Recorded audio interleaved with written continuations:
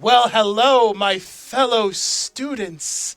Welcome to Japanese Power Rangers for Dummies podcast. I am Tech Senpai, and with me is Howie Kohai. Hello, fellow students. Wow, this is our first episode of our podcast, and we started this off with a bang, going to watch. Well, we did already watch it, but we watched it beforehand. We watched Kyoryu Sentai Zyuranger, but we first watched the first 6 episodes of that Sentai, which I like to call the Daijujin Arc, which we will get into once we get here. So what we watched is the 16th Super Sentai series, which is about a group of mythical warriors that were sealed away millions of years ago, where humans and dinosaurs and other old school, well, is it really cool? The old school? No. Legendary animals used to live. I think old school is a little wrong to say. Lived in harmony until an evil witch known as Bandora started wreaking havoc on the planet. And the guardian beasts, which are pretty much the gods of this show, punished Bandora by banishing her onto a planet known as Nemesis for millions of years. And then millions of years later, astronauts landed on the planet and released Bandora from her seal, and now she is back trying to destroy the Earth, and the 5 warriors are summoned to fight against her. So what we're going to do is that we are going to discuss each episode individually. So we're going to start with the first episode, which was called Birth, and I'm going to have Howie start. How did you like the first episode? I thought it was a lot of fun. So, a little bit of background on where I'm coming from. I grew up with a little bit of Power Rangers. My mom is from Thailand, and she took ESL classes, and there were a lot of Japanese ladies there, so she got to know them, and those kids, the kids of the other students in ESL, I would watch Power Rangers with them, but I was so young that I don't remember anything. So this was a pretty fun experience for me. I didn't really know what to expect, especially since it came out in 92. Everything is so different than, what you see now. I was also born in 92, so I don't think I've ever This is your seen birthday, this. Sentai. This is my birthday Sentai, so I love that we started out with this. Um, but yeah, I really enjoyed the first episode, and as I was telling Tech Senpai as we were watching it, he's going to hear me talk about it again. Um, I have a huge crush on Pandora. I think she's pretty smoking. Yeah, she's pretty evil. Um, I'll ignore that part because she's beautiful. But I mean, compared to the other henchmen, she is the most good looking out of all the villains of this series. absolutely, and I think just for a villain in general, she was super fabulous and gorgeous. So yeah, there's my little tidbit on my initial reaction to the villain. Uh, Yeah.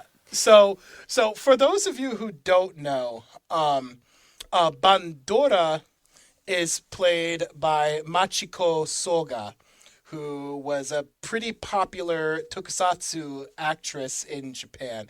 She was in so many Super Sentais. I mean, she was in oh God, there's so many. She was in Battle Fever J, Denji Man, Sun Vulcan.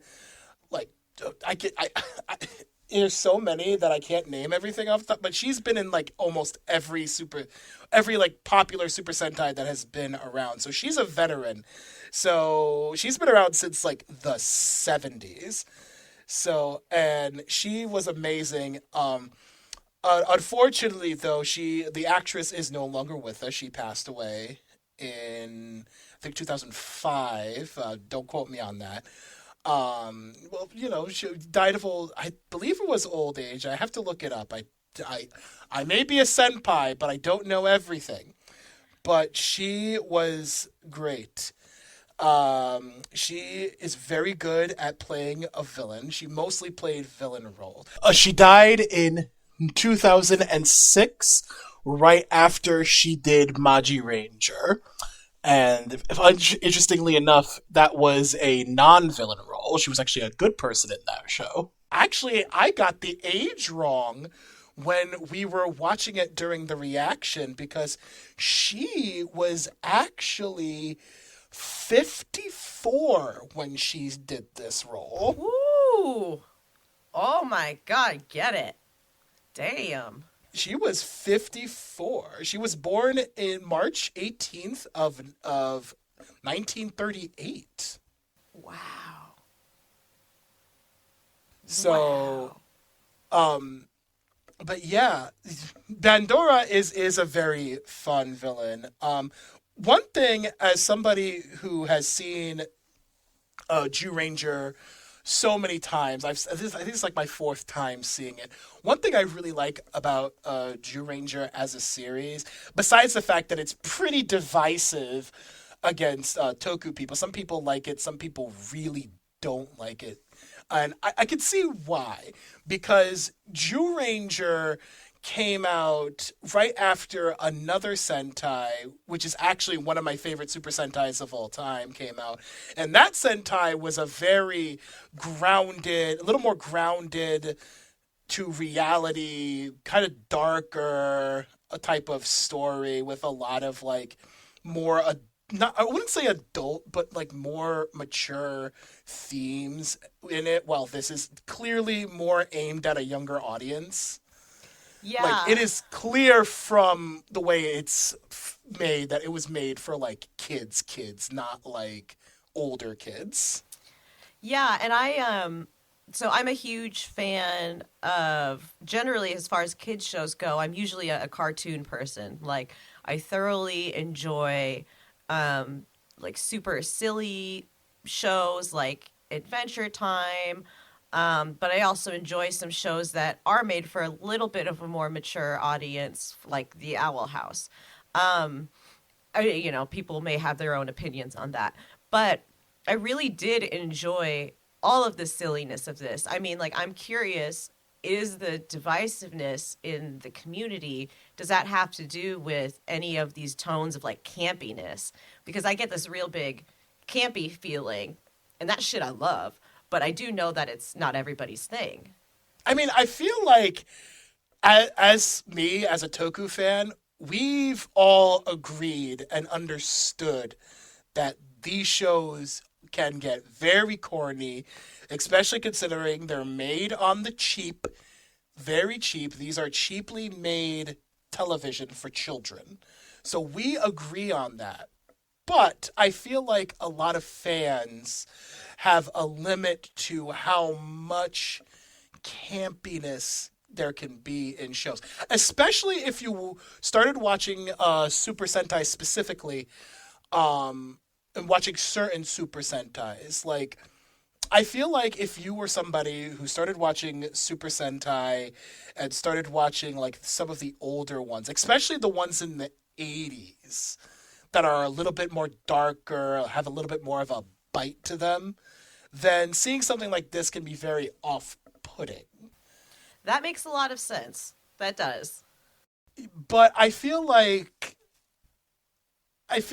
with this one, like, we'll get into it more once we go into the other episodes, but like, when you think about this show, it actually is a lot darker than you think.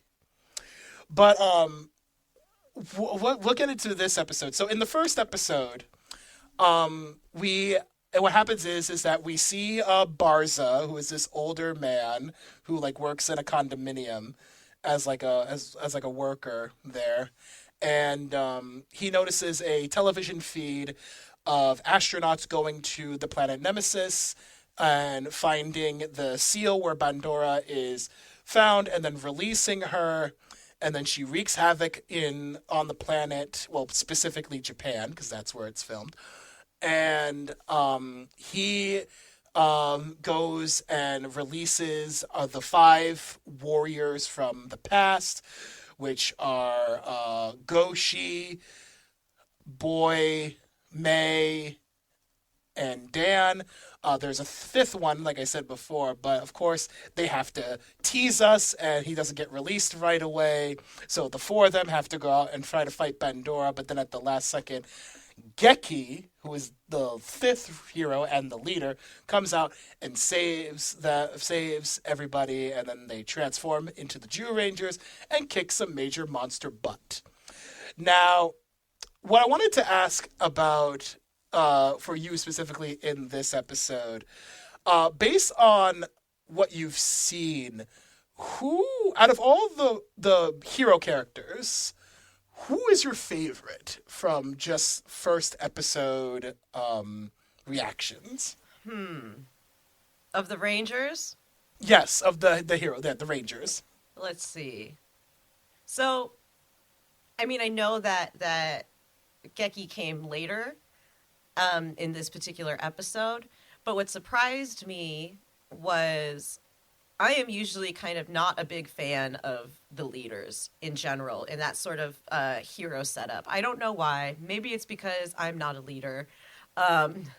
But what I did like was, how much the rest of the team was like, yeah, you're the leader and you got this and you carry us, and it made me like him. It didn't make me feel like he was this leader that was like, oh yeah, I'm better and like I'm the best and that's why I'm a leader. It really did feel like he was just a genuine part of the team. Like, even though he was considered a leader, there didn't feel like much of an actual hierarchy. So Yeah, yeah, I mean I that was that definitely makes sense. Like that's a good way of describing Geki as a character. And plus, the actor who plays him, Yuta Mochizuki, is really good. Like he also is been in a lot of tokus, but mostly as the same character, Geki, because of course Geki makes appearances in other toku stuff.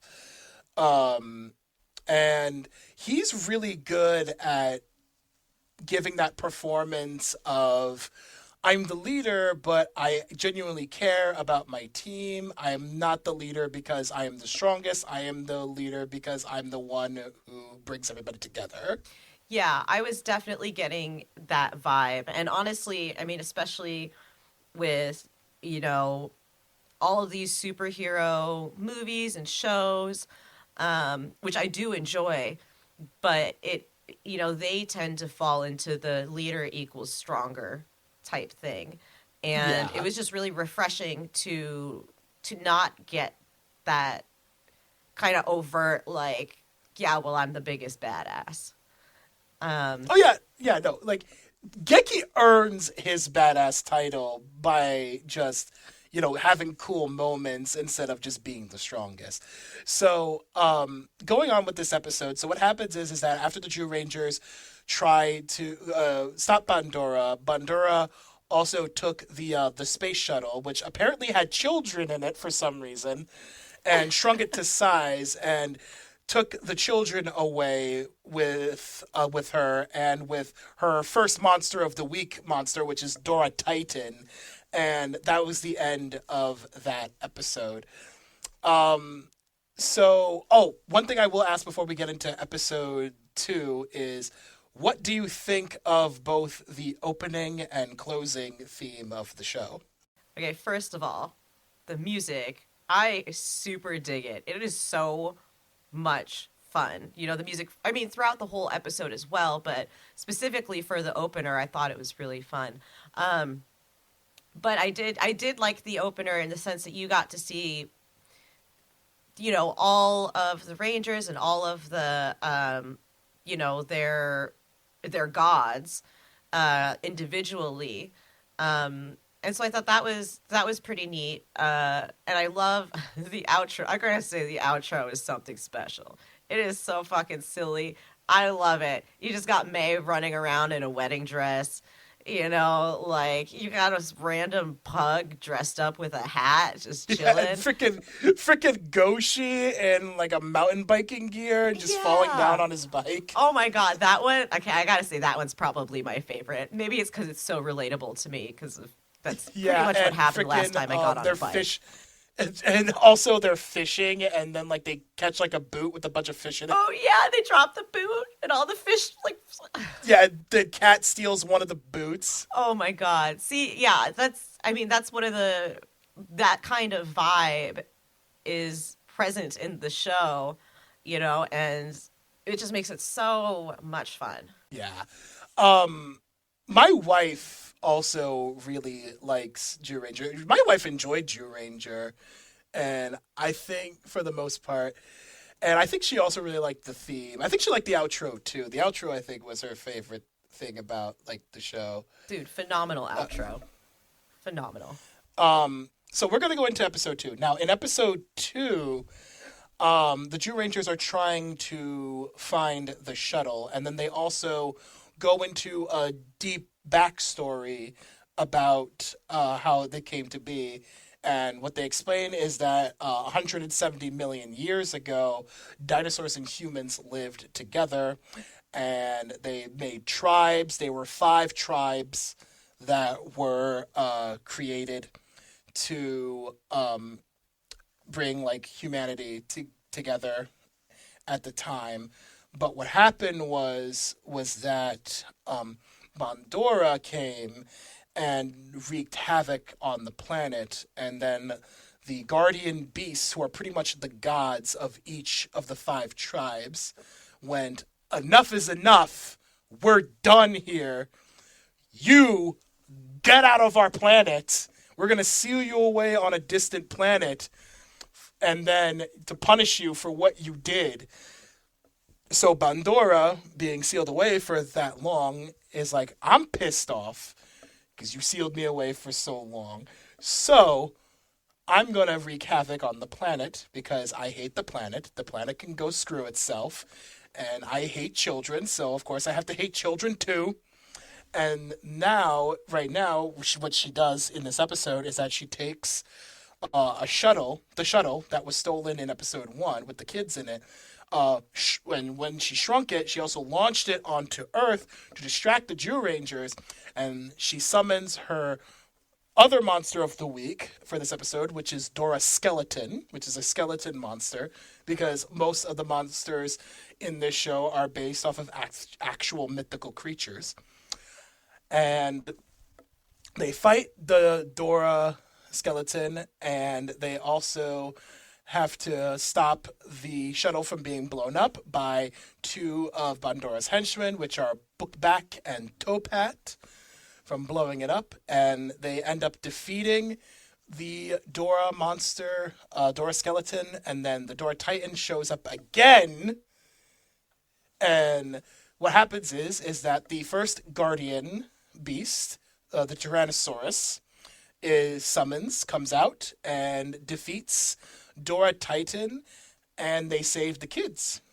So, for this episode, I wanted to talk about some of the other characters because I said you said you really liked Geki, but what do you think of the other characters, Goshi, Dan, Boy, and May for the heroes?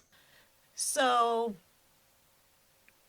I feel like I, in the second episode, I still didn't see a lot of their personality as much in the later episodes. So for May, she just seemed kind of one note, just for the first two episodes. Goshi as well. I mean, Boy just seems like I don't know, he's just like this little cute, like sweet little baby face hero. So I just wanted to pinch his cheeks. But he also seemed, I mean, he seemed like one of the younger Zyurangers, if that's correct. But Yeah, then, boy is the youngest. okay, okay, so that all makes sense then. And then Dan, he, you could tell that he was a little silly, a little bit of a wild card. And so then he kind of was slowly becoming my favorite because, yeah, I mean, I'm all about the silly. The wild card characters are always so much fun. And so, yeah, I could see a little bit of change in who I was liking the best just based off of more exposure to their personalities throughout the Oh, episodes. I completely forgot to ask in the first when we were talking about episode 1. Barza, the character Barza, who is the mentor character of the Jew Rangers. What did you think of him? Oh my God, he was. I feel like I keep saying how like everybody was so cute, but he was just adorable. I, I was kind of like, what is this old man doing? He's just like on a roof watering stuff. But then when he brings out his huge ear, his huge like what looks like an elf ear, as he's hearing, Pandora kind of get released from this prison she was in. I was like, well, what the hell's this guy all about? And it was kind of cool to see him, transform into. I mean, I'm not sure what his, that role is called when he's kind of assembling, or getting the Zoo Rangers out from their essential like stasis. Yeah, Um, they're suspended animation state. right, right, and so seeing that he had something like that to do. I liked it, and it kind of made me excited to see his role in the future episodes. Like, is he just gonna be the assembler, or is he going to like start sharing all of these details and lore with the Yeah. Rangers that end up helping, further along, maybe backstory on Bandora. So I did like his introduction because it didn't feel like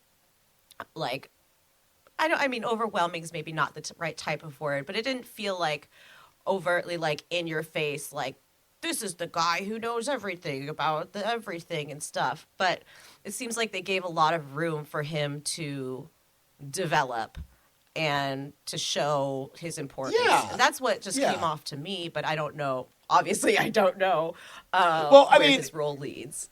well, Barza is the mentor character. He is the character that assembles the heroes and gives them advice and everything like that. Like pretty much teaches them lessons and make sure they're not screwing up their job. Yeah. So what I will also say, one thing we'll do uh, for all the episodes is that I wanted to talk about like rate the monsters of the week.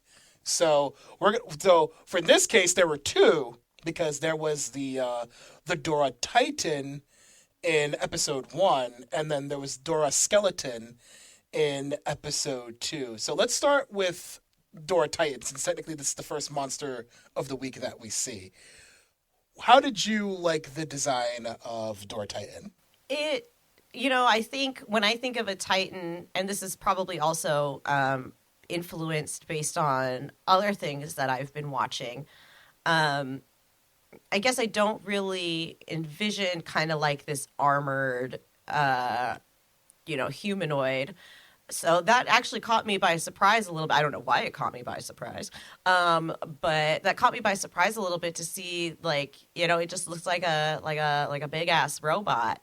Um, and so I mean I did think it was cool how he was like trashing everything and grabbing shit and but I mean I gotta say the Dora skeleton. I mean that guy looked fucking sick. Like I thoroughly enjoyed that monster. Like I don't know what it was. Maybe it's because I'm so into skeletons and skulls and weird emo shit. but like I love how he had all these extra bones and he had just like the big ass shoulders and he had a freaking cape and a witch's hat. I mean, he was like I feel like that was the full monster experience that I didn't know I needed. Okay, that's cool because I'm kind of on the same page with you. I think Dora Skeleton is was the cooler looking monster of the week. Although one thing I will think is kind of cool about Dora Titan and with all the monsters, like I said, all of the monsters of the week are based on mythical creatures of some kind. So according to what I've researched, Dora Titan is based on Greek Titans from Greek mythology. So which is why it's so tall because Yeah. uh, they're deities. So deities in Greek mythology tend to be bigger. So that's why he's so tall. And Dora Skeleton, yeah, there's a lot of mythologies with skeleton creatures in them. I'm not sure if Dora Skeleton is specific. Yeah, no, according to what I've looked up, it's just based on like skeleton creatures from most mythologies. So I mean, that's what he's based on. But I'm not gonna like. I mean, ooh, hold up. Yeah, I gotta show you this. Hold on, I'm gonna bring this up for you. It's the concept art for Dora Skeleton is actually pretty freaking dope. Here, I'm gonna show you this really really quick. They're not gonna see it, but we're gonna see it because I gotta show you this. Look at that. oh my god. Dude, okay, I'm going to add that to my D&D campaign. Shit. That's like, ooh, I know the first monster in D&D now. Um, God, that's pretty, I mean, that's so awesome. I mean, I love how they made him have muscles made out of bones. Like, Yeah, that concept art is really freaking dope. So so after that episode, we go into episode 3, which is Land of Despair. In that episode, um, the Jew Rangers end up go having to go into this place called the Land of Despair. The reason why is because, well, two reasons. One, a kid named Hiroshi and his mother get trapped there by Bandora because Bandora likes to screw with children and is a meanie when it comes to children. mm, So she's a bit of a witch. she's a Well, she like, is a witch, but total witch. And she's all forms of and the the word. second reason is that in the previous episode, their weapons got destroyed by Dora Skeleton, so now they have to get new ones. And there's these legendary weapons that are on the island that were originally made after they were a dragon. A five-headed dragon was decapitated, and the five weapons came out of the heads. And now they're stuck on the Land of Despair. But the trick is that if you feel despair, you get turned into stone. It's almost like that sea of despair from the Neverending Story, where like the horse freaking dies because it's sad. Kind of like, but it's kind of like that. And you also have to get the weapons within a day in 24 hours, or else you get turned to stone too. And of course, Bandora knows that they're going to do that, so she sends another monster called the Dora Minotaur after them. And the Jew Rangers have to fight the Minotaur, both regular sized and giant sized. And they're also trying to face the time limit and to get the weapons. So for this episode, I'm just gonna ask you because there is a lot of lore happening in this show. How do you feel about the lore and the way they handle mythology and even theology in this show? Well, I didn't realize that both mythology and theology would be involved in this show, and I do really like Greek mythology, so I was pretty stoked to see a Minotaur. But this episode in particular, I think, was my favorite. It seems like there was like a lot going on. Um, yeah, I felt like something that was in the previous episodes that was also in this episodes were the golems. Um, and I've been enjoying the golems as well. I love the little claymation bits of when they like resurrect the golems. Um, Yeah, for concept for people, the golems are the mooks of this Sentai series. Of course, anybody who watches Mighty Morphin Power Rangers knows that they're called the Putty Patrollers. That's what they are. which is so cute. So, yeah, no, it's cool. I always thought it was cool that in this they were called golems because it makes sense. It kind of makes sense when you think about it. But I also really love how they handle combining all these different mythologies and even theologies into the story. And like I said before, many times with people, you can argue, you can say you don't like Zyuranger, but you cannot deny that the lore in the show really is really fun. Yeah, it seems like it was such a like they put a lot of thought into things that on the surface level you might not notice, but when rewatch like you have and you shared with me the things that you've seen, um it really shows the amount of time, effort, and like the care that they have for this show. Like they really want it to be solid. And so you can see that, and I think that's amazing. Yeah, I agree. I think the show really knows how to use mythology to its advantage and get really creative with the monster designs and creative with how they handle certain things. So, at the end of the episode, unfortunately, Hiroshi gets turned to stone because he's too sad. It's so sad. So they're stuck at a point where they have to get the weapons. They're fighting everybody. Dan, Goshi, and Geki are dealing with the Minotaur, and Boy and May are dealing with Griffizar, who's one of Bandora's henchmen, who is a griffin. Which is another thing I should mention. All of Bandora's henchmen are based on mythical creatures too. Like Pre-Leprechaun is a leprechaun, obviously, and he creates the monsters. And Topat is a kind of like a vampire type monster, I believe. Hold on, I'm actually gonna double check that. But also Bookback, who is kind of like a troll. I believe he's supposed to be a troll. I believe he's supposed to be a troll. I don't think he's either a troll or like something else. Hold on, I'm just gonna double check and make sure. Because, like I said, even though I'm knowledgeable and I've seen this many, many times, sometimes I can get things wrong.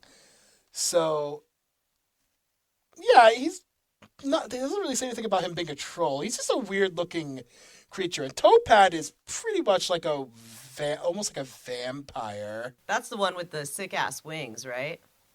Yeah, no, no. The one with the sick wings is Griffizar. Griffiths. See, I'm telling you and everybody else right now, I'm probably going to have a hard time remembering which characters are which names, especially the monsters or like the henchmen.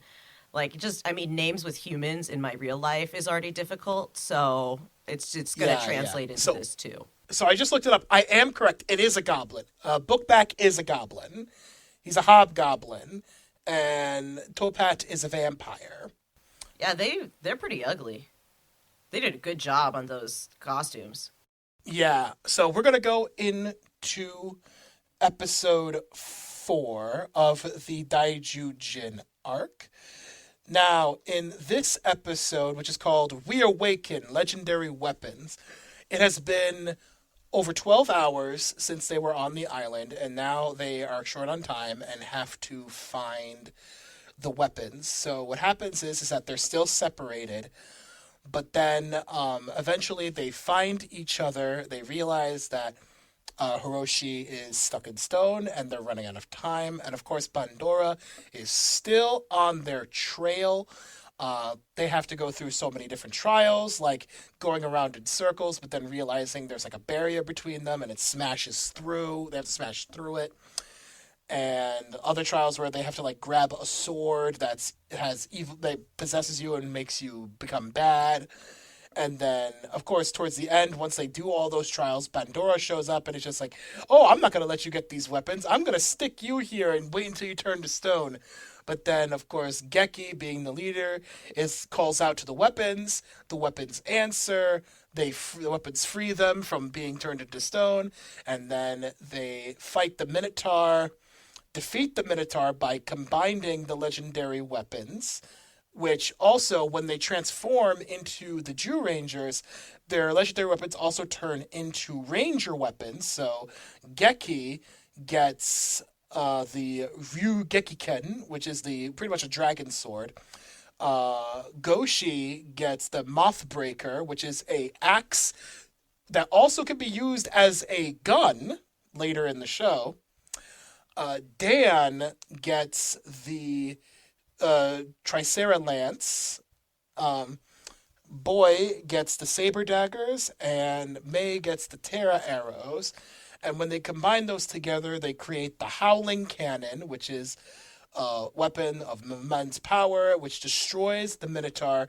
But of course, Bandora, being Bandora, she gets salty. She transforms into a giant and tries to destroy the Land of Despair while they're still there. Obviously fails, and now they're more of a team, and everything is starting to come together more for the Zyurangers.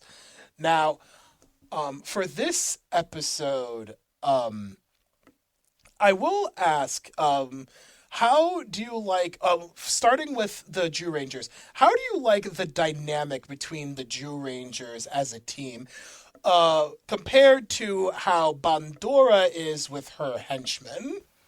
So there is definitely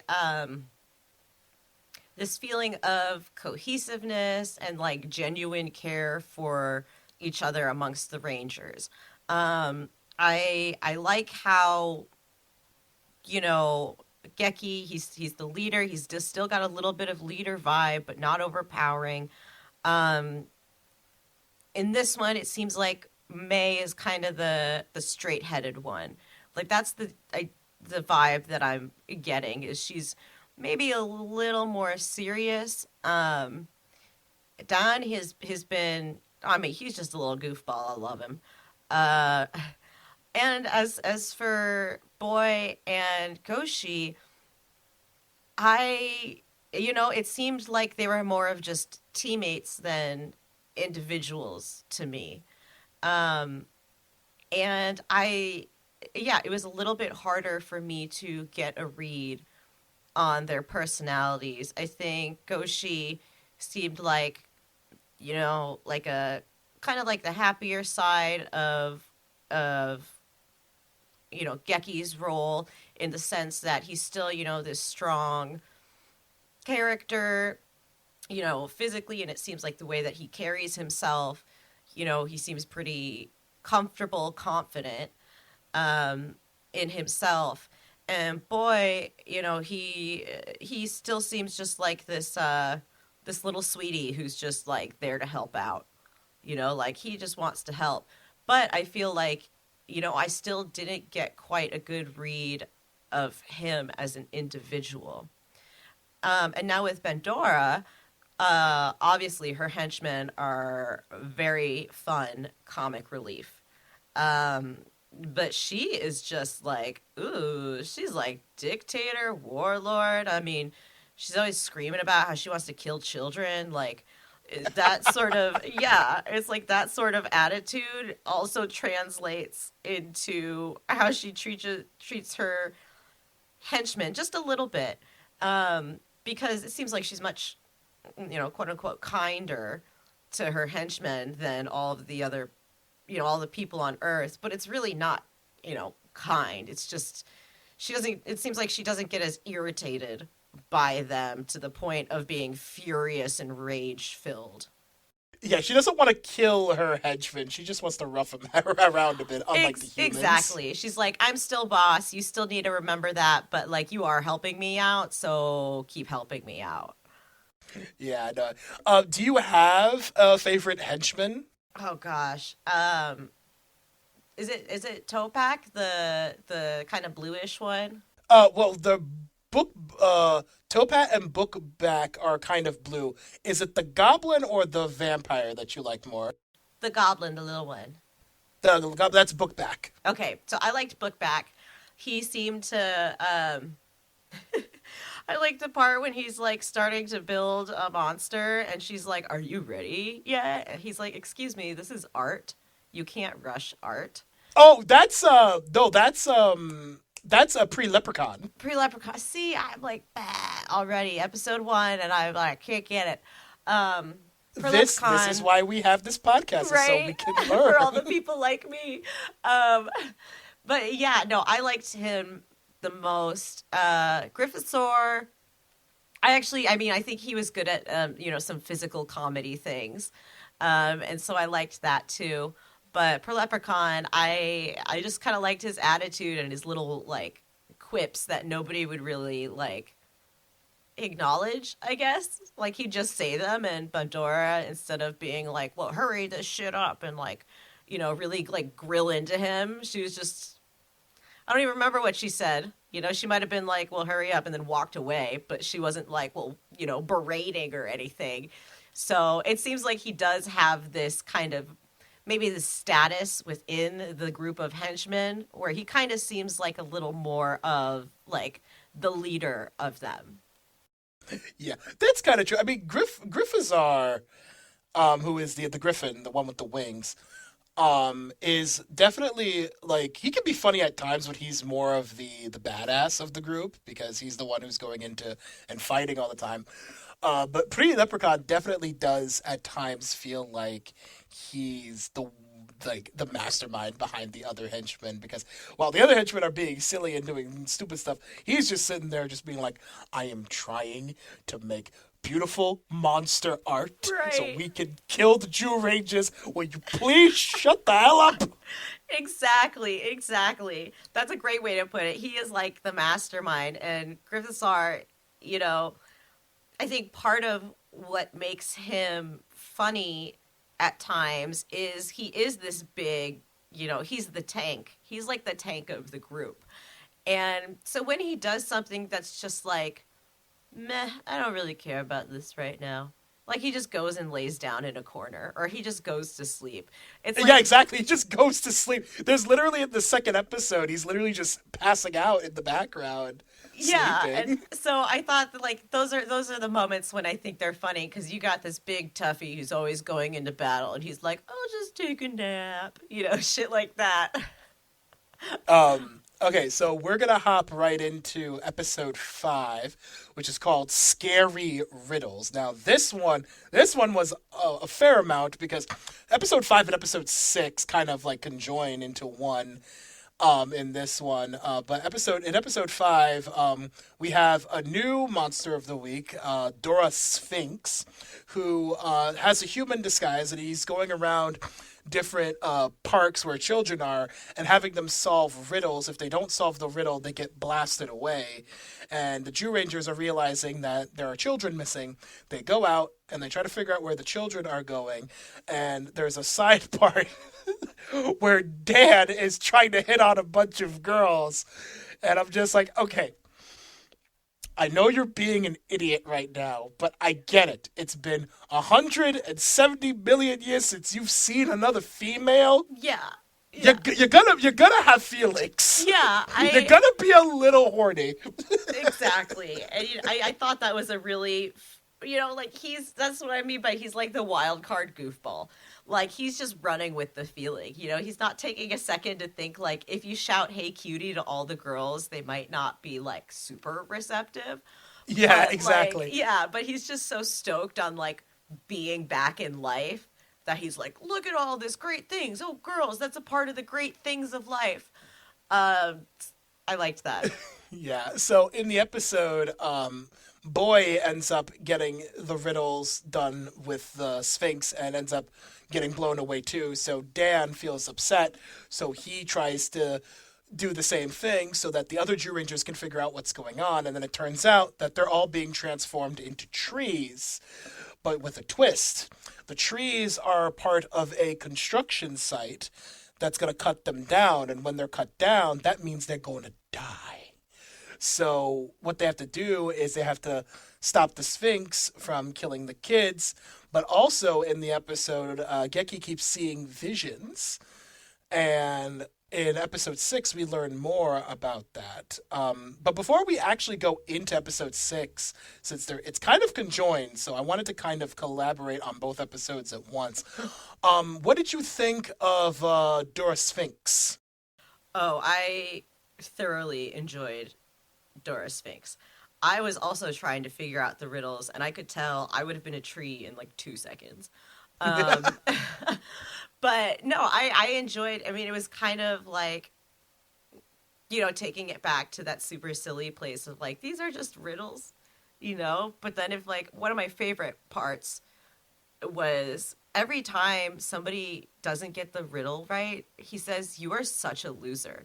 And I was like, okay, like I get that you're evil, but like you're talking to like children, like, hey, 8-year-olds, you're such a loser. Like, could you imagine? So I got a big kick out of that. I also, I could just imagine freaking Dora Sphinx with like a freaking like Valley Girl voice with like, "You are such a loser. Right? That would fit Get so out of perfectly. here. Get out. I'm making you leave. Get thrown across the sky and put in a tree. But yeah, Yeah. so yeah, I just love that. So at the end of episode 5, he summons Geki, I should say, summons the Tyrannosaurus, but the Tyrannosaurus takes him into his vision, which goes into episode 6, which is "Arise, Daijujin," and in that episode, the vision that he's shown is that the world is destroyed, and everybody else died except for him. And the guardian beasts are telling him, if you don't find find a way to release Daijujin by finding the dino crystals, this is what's going to happen. So after he sees this vision, he goes back to Earth, reality, I should say. And Dora Sphinx and Gryphazar are giant, because Bandora made them giant, and are trying to go after Geki. His sword reveals the location of the dino crystals. He uses the dino crystals to free the others, and then they summon the guardian beasts, which I should have mentioned earlier are, of course, the Tyrannosaurus, and then there's Jew Mammoth, which is the mammoth one, and then Triceratops, Saber Tiger, which is the saber-toothed tiger one, and Pteranodon. Yes, it is a Pteranodon, not a pterodactyl, but it's called a pterodactyl in Power Rangers. Why? Because Americans are not familiar enough with their dinosaurs. I am curious if a pterodon is a type of pterosaur. We can look that up later. I'm not going into a whole know, research It is on a that side. pterosaur. Okay, so I'm just proud of myself because my dad is so obsessed with dinosaurs that if I got this wrong, like there is no, like I would have some shame. That is, yeah. I didn't know that about Oh your yeah, dad. he collects like these, like every holiday, every birthday, he wants these like dinosaur figures made by Papo. You should show him this. I know, he'd be like, no, but he'd be like, oh, okay. Because, I mean, my dad is like, yeah, he's a white boy. From, like, I'm one generation off the farm. That's what he says. So. One generation off the farm. Yeah. I love it. After the Jew Rangers are released, they summon the Guardian Beast, like I was saying before. And then they combine them. First, they combine into a tank form, which is called the Dino Tanker. And it's Dino Tank or Dino Tanker. I want to make sure I am not getting this one wrong. I tend to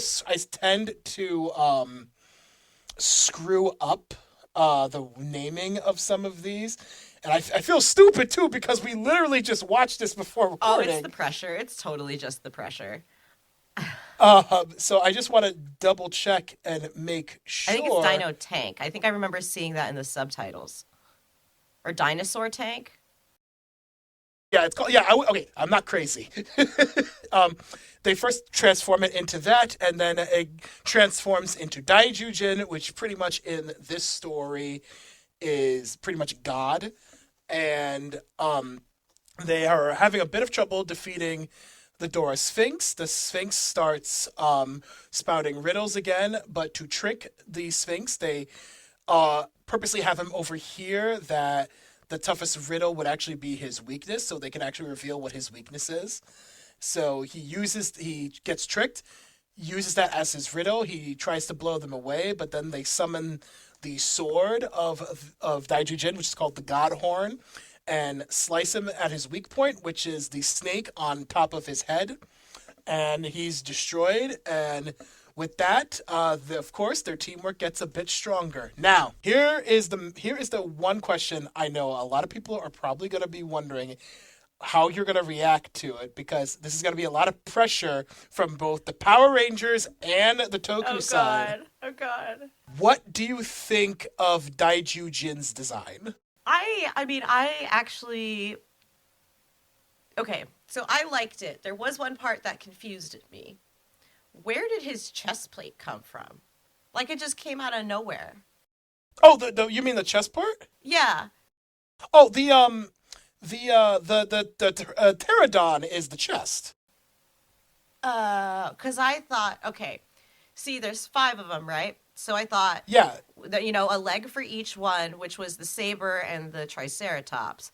Then I thought the 2 arms were the pterodon. yeah. 2 arms are no. The 2 arms are Jew mammoth. Oh, okay. Because I thought pterodon and were the 2 arms, and then I thought the mammoth was like the torso, and that the tyrannosaur was the head. So Yeah, no. The Tyrannosaurus is the torso and the head, okay, and pterodon is the chest part.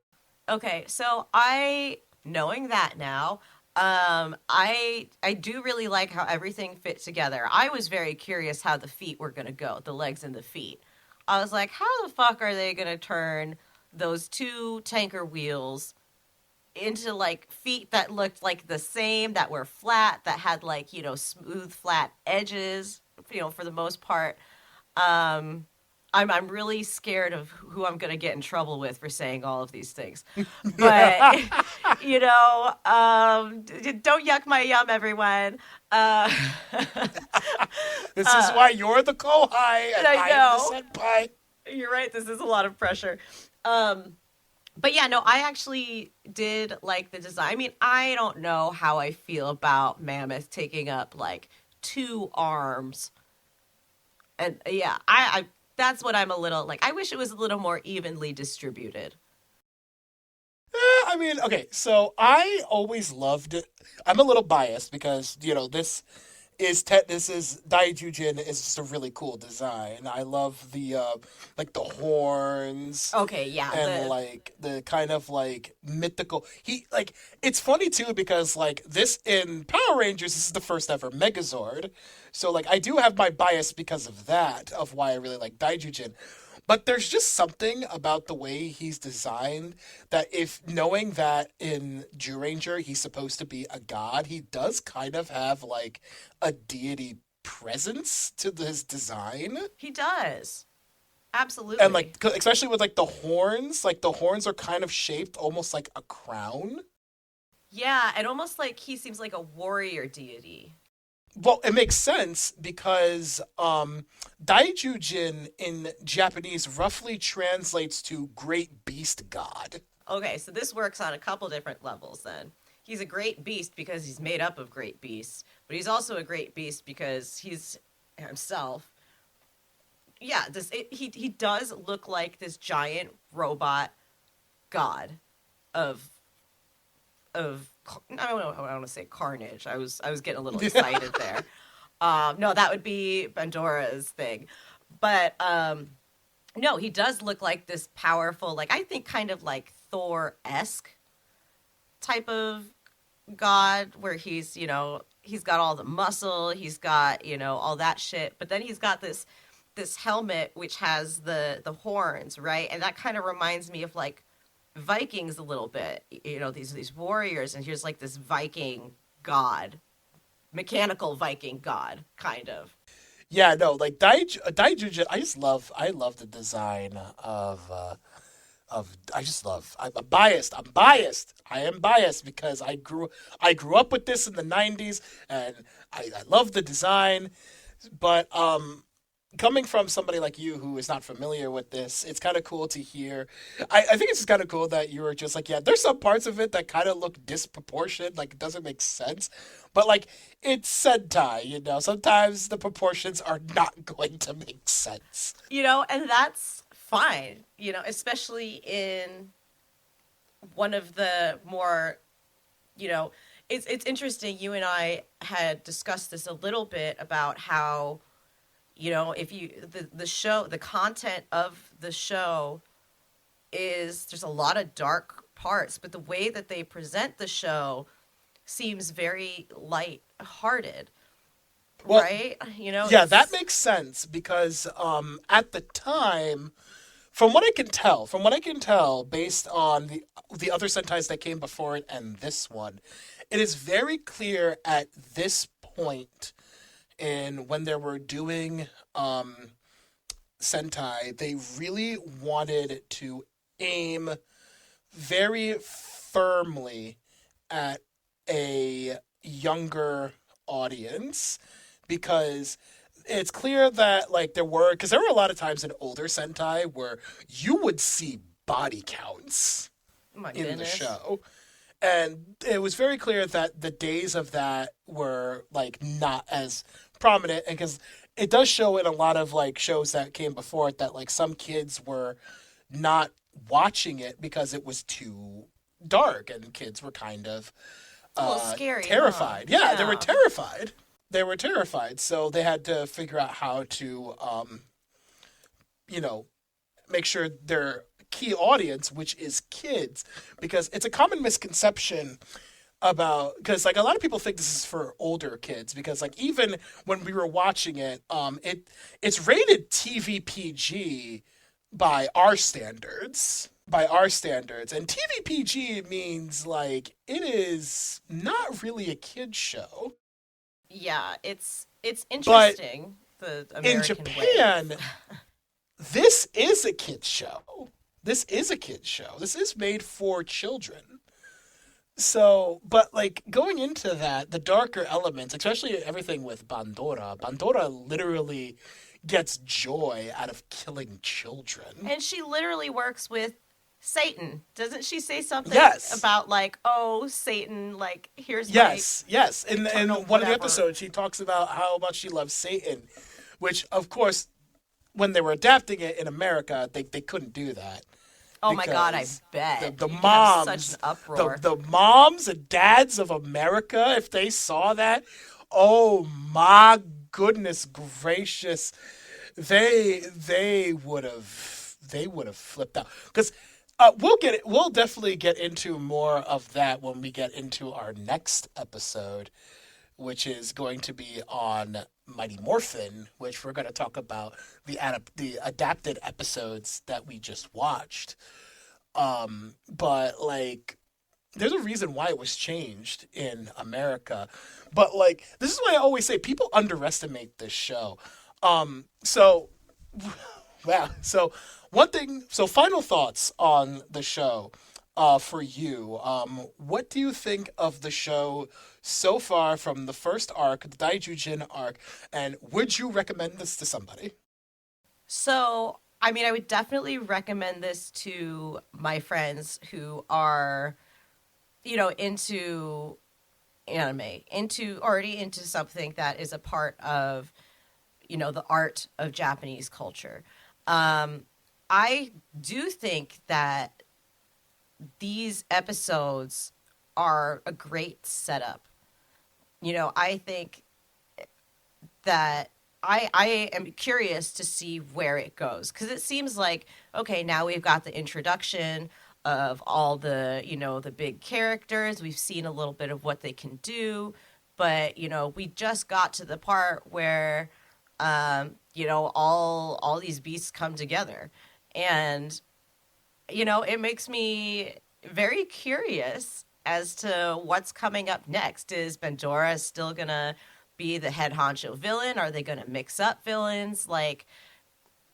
So I am super down to keep at this and see where it goes. So you definitely want to see how this show goes. Oh, absolutely. Forward. I am interested.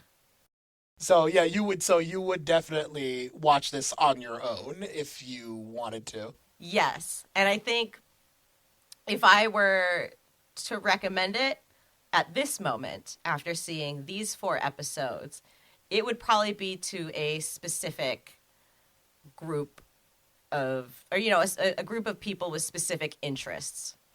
I hate to mansplain you right now, Howie Kohai, but it's 6 episodes. What did I say? 4? You said 4. God damn it. See, nobody hate on me. I love numbers, but I'm just bad sometimes. But no, yes, there were okay. 6 episodes. Yeah. Well, we definitely will in the future watch all of the arcs, because we will definitely get into that. But I've said before, next episode is going to be us comparing the American version. But they better have somebody as hot for Bandora. Like, if they don't, you have the hots for Bandora. I do. So your final thoughts are, if you were to recommend this, it would be for mostly people who are already into Japanese culture to begin with. Correct. That is where I'm at with that. Okay. Yes, yeah. Because for me personally, I think if you are a fan of mythology or theology in any way, shape, or form, this would be a fun show for you to watch, to compare and contrast different mythologies, how they use it and how they implement it in their shows.